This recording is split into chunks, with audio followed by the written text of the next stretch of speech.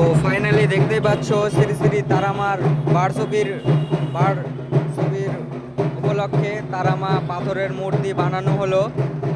তো কিভাবে সবাই পরিশ্রম করে উঠাচ্ছে দেখতেই পাচ্ছ। তো ফাইনালি আগেই বলে দিতে চাই, তারামার ওয়েট হচ্ছে 1 কুইন্টাল 50 কিলো। তাই তারামাকে কেউ হাতে করে উঠাতে পারছে না, তাই কত পরিশ্রম করে উঠাচ্ছে। তো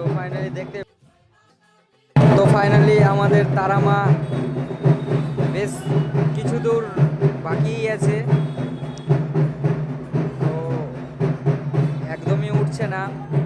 তো বুঝতেই পারছো কত জন আছে। তো ফাইনালি আমাদের তারামা উঠে কমপ্লিট।